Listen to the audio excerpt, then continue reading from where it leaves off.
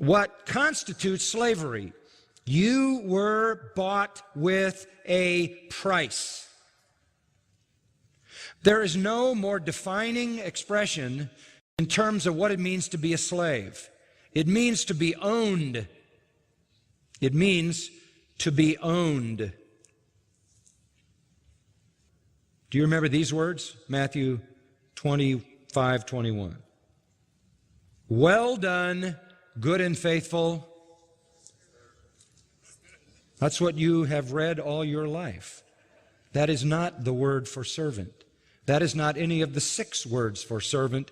That is doulos. Well done, good and faithful slave. When you give somebody the gospel, you are saying to them, I would like to invite you to become a slave of Jesus Christ. I would like to invite you to give up your independence. Give up your freedom. Submit yourself to an alien will. Abandon all your rights. Be owned by, controlled by the Lord. That's really the gospel. We're asking people to become slaves. I don't hear a lot of that slave talk today, do you? A kind of service which is not a matter of choice for the one who renders it, a kind of service which he has to perform whether he likes it or not. It describes one subject totally to an alien will, the will of the owner, and in total and utter dependence on that owner. That's what the word means. It is the word for slave. If you think that's a hard word for us to swallow, imagine how hard it was for those living in the midst of slavery to swallow that. How can Jesus and the apostles of the New Testament talk to people living in the midst of a slave-dominated society, 10 to 12 million slaves at that very time, about the fact that being a Christian was being a slave to Jesus Christ? There wouldn't be any distant, foggy idea of what that meant. They would know exactly what that meant, precisely what it meant. Let me tell you about slaves in the Greek-Roman world. They had no freedom. They had no rights. They had no ownership of anything. They had no legal recourse in the courts. They could not give testimony as a witness in a law case. They had no citizenship. They had no possibility of doing what they wanted to do. They weren't asked, say there, Mr. Slave, what would you like to do to be fulfilled? They weren't asked, what do you think your purpose is? Can you dream your dream so I, your master, can fulfill it? Bizarre. They had no choice about anything. They owned nothing. They couldn't be citizens, and they couldn't be a part of the army, the military. They were totally dependent on whoever owned them. Doesn't mean that it didn't have some benefits.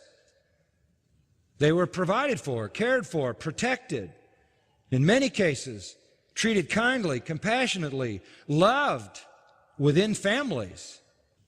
So the idea of coming along in that world and announcing to people that you must become a slave of Jesus Christ was just another way to present the message to make it impossible to believe. Nobody is going to line up to become anybody's slave. We're called to be slaves. Now, the difference between a slave and a servant is obvious. Obvious. Servants were hired to work for wages.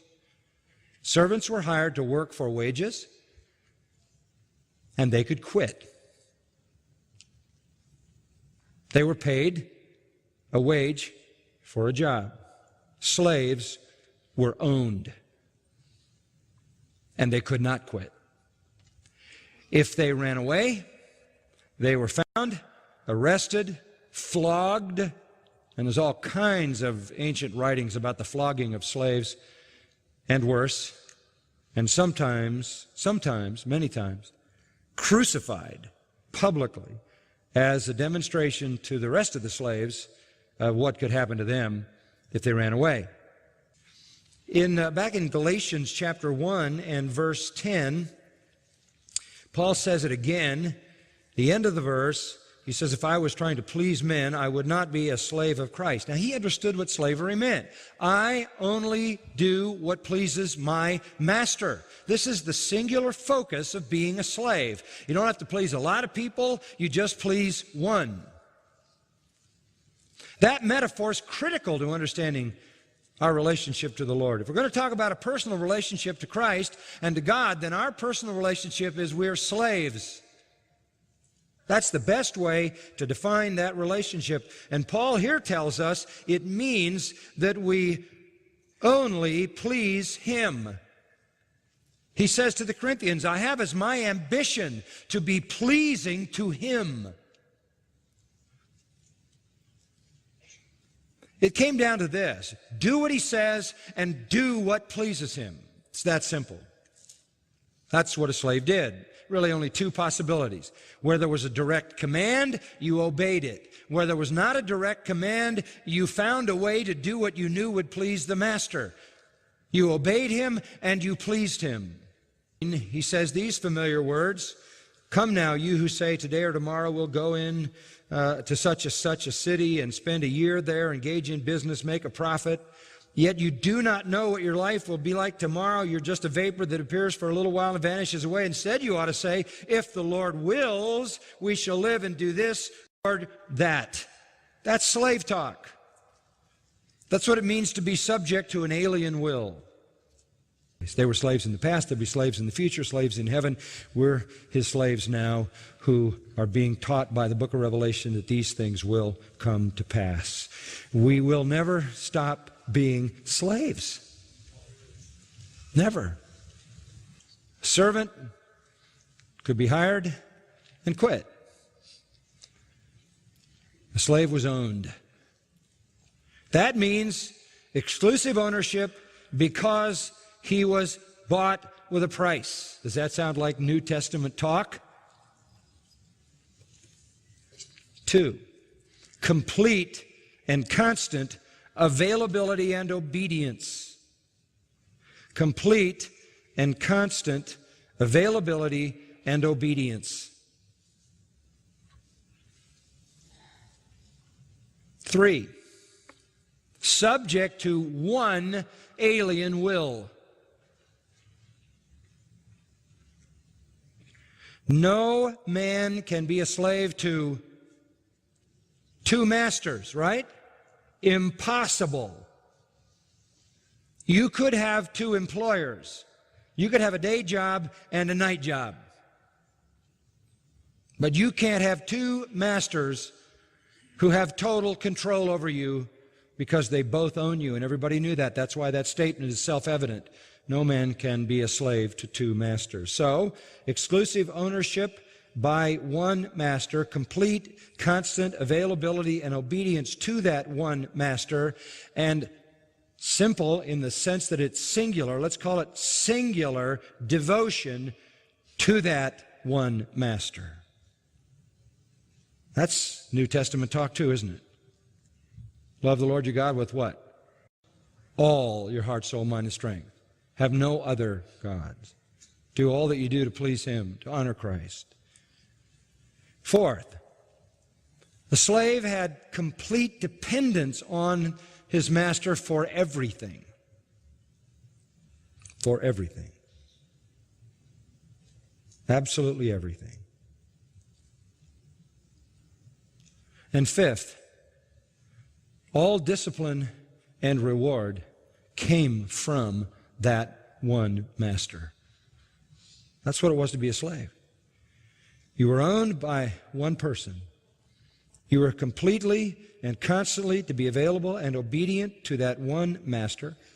You had one consuming raison d'etre, reason to live, and that was to please that master You were dependent on that master for absolutely everything. And all discipline and reward came at the discretion of that master. All of that is directly connected to what it means to be a slave of Jesus Christ. We are owned by Him because we've been bought with a price. We are in a position of complete and constant availability and obedience to that one master, to the degree that we can say, not my will, but thine be done. All the time. We are singular in our devotion, and that means we have no other master to obey and no other master to serve. And that's why the New Testament says you cannot, these are the words of Jesus, serve God and money. You can't serve God and anything else. I can't tell you how many years I have gone through discussions with people about the lordship of Christ. Let me tell you something real simple. Kurios and doulos are two words that describe both sides of a relationship.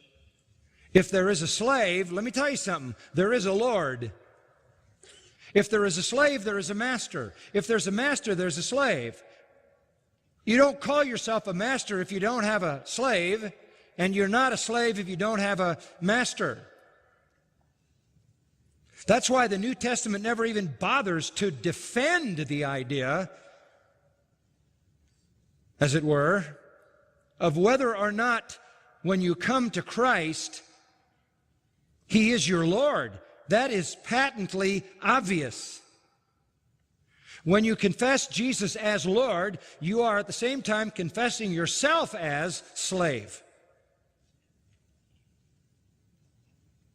There's no other way to view it. Kurios and doulos are the two sides of the relationship. A slave is someone whose life belongs totally to someone else. Absolute ownership, absolute control, absolute subjection, absolute obedience, absolute loyalty, absolute dependence. Now, if you don't grasp that idea of slavery, and a lot of us, we miss it because it's been hidden from our English text, it's hard for us to really understand the essence of what it is to be a Christian. You are a slave of Jesus Christ. You are owned. You have been purchased by His blood, Acts 20. You have been bought, not with silver and gold, but with what? 1 Peter 1:18 and 19, the precious blood of Jesus Christ. You have been purchased, Revelation 5:9. You have no independent rights. Slaves had no rights. Slaves owned nothing. They could not own their own property. In the eyes of the law, they were not citizens. They could hold no public office. They were completely under the discretion and the provision and the protection and the care and the abuse, in an earthly sense, of their owner. There was a great upside to being a slave of a benevolent, gracious, generous, kind, compassionate master. I can't think of a better life. If any man will come after me, let him deny himself. That's slave talk. That's slave talk. Take up his cross and follow me. It's the end of you. The end of your life. You're finished. It's over. You're done. You are now the slave of Jesus Christ. And it's not burdensome.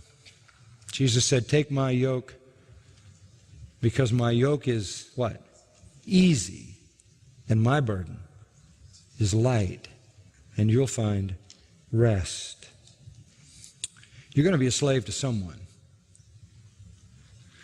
Being a slave to Jesus Christ is beyond any kind of slavery that anybody ever knew, because this master, listen to this one,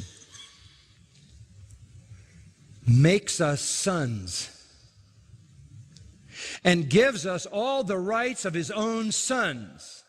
He adopts us into his family, calls us joint heirs with Christ, takes us to heaven,